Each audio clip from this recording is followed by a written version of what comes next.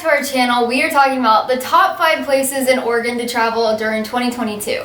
And if you stick around, you'll catch a place that is a well right on the edge of the ocean. You do not want to miss it.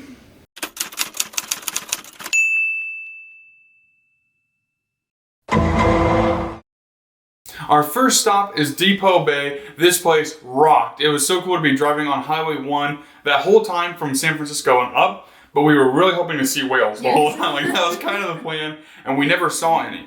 But finally, as we crossed into town, I saw this little tower thing that said whale watching or something like that. I was like, oh, that'd be cool. Maybe I should keep my eyes peeled. And I kept looking out of the corner of my eyes. I was being very safe. Don't worry about my driving.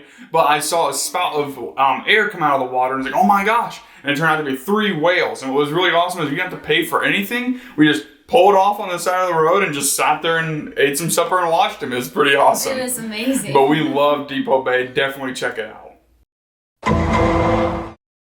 Next up is Thors Well. This is one of the coolest places on the entire West Coast. So it's called the Thors Well Discovery Trail, and you pull off on the side of Highway 1. You go down this little tiny, I would call it a little trail. It's not very far, and you'll find this huge well in the middle of the ocean, right on the side of the coast. And when the water comes in, it like sinks down, and then it sprays up, and it is just, it's something insane to see. Our videos will not do it justice because the ocean is so powerful. It is. It really reminds you of it. We got close-ish. We had moose, which is nice. Yeah. But we were like, I don't want to get too close in case moose gets any bright ideas to go seeing what all those maps are about. Also, don't go right up to it because that water is super strong, and you're standing on wet sea rocks, so you could fall in. Exactly. But we stood back far enough, and we still got soaked by all the water that was coming out of it. But it was really neat. And also across the street from it, they have the Discovery Trail continues, and you get to walk out into like the forest and stuff, and it's like your typical Pacific Northwest forest. It was so gorgeous there. It was so cool.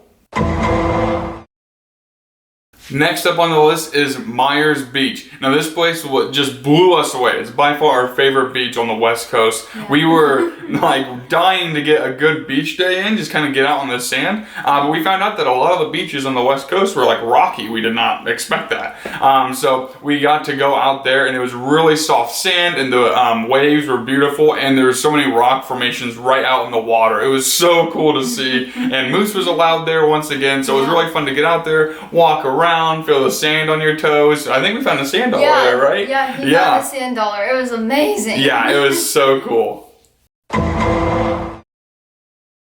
Next up is the famous Cannon Beach. Now, when you park, you'll park downtown, and then you get to walk through this sandy little area with some greenery, and you just come out into this huge, vast area where the big Cannon Beach rock formation is, and it is amazing. There are so many people and dogs there, but highly recommend checking it out at least once in your life. We are here on Cannon Beach, and wow, is it beautiful, but the water is freezing.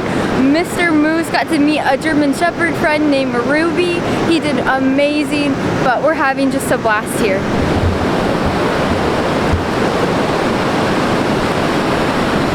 Moose made a friend, and it was just the perfect day. Yeah, it was. I mean, we love Meyers Beach, but you can't leave out Cannon Beach when you're talking about beaches in Oregon. That place was so awesome. Last up is Tillamook, Oregon. Now this place is really cool. We only got to spend the night there, but we definitely want to go back. Yes. So Tillamook is where you have the place where they make Tillamook cheese. If you've ever had any of that, it's delicious. Or ice cream. They have ice cream too. Oh yeah, they have ice cream as well. But there's that, and then we also stayed at the French Blue Heron, right? Something like that. That kind of cheese place as well. So apparently there's like a cheese area. So we love that place so much. It's a really neat little area to stay, and we definitely can't wait to go back and get like cheese or ice cream. And take a tour. Exactly. But that's it for the top 5 areas in Oregon that we think you should all visit in 2022. We loved our time there, and we can't wait to go back and explore more. We'll see you on Tuesday. Bye, guys. Bye.